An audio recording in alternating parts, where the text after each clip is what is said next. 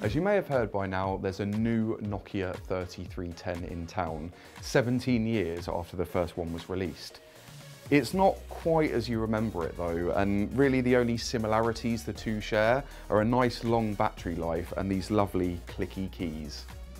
Some of the most memorable features about the old Nokia 3310 haven't made it over to the new model. The first, interchangeable covers. I remember my mum going down to the market and buying me a whole new customizable case that made me the envy of all of my friends.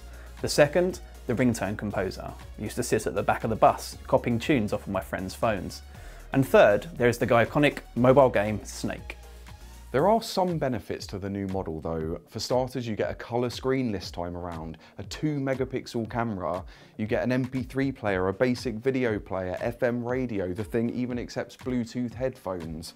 There are a couple of apps too, weather, calendar, a voice note recorder, and there's even some simple internet functionality. You get a WAP browser and you can get at light apps like Twitter and even Facebook.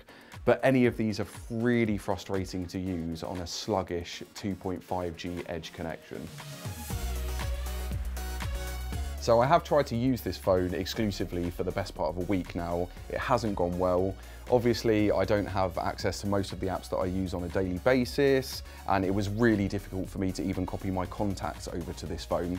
So it really just doesn't make sense in 2017. Now, even if you are looking for a really cheap phone for a young child or the urban myth of the festival phone, then there are so many better options. You can either get a really cheap phone that just does calls and texts, and Nokia even make other feature phones that are better than this, that are cheaper than the £50 this retails at. So it really doesn't make sense.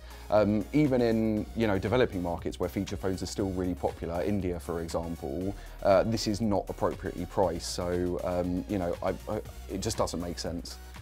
That said, people really are talking about this phone. At MWC earlier this year, it stole the show. And it's probably one of the most keenly anticipated phones of 2017, right?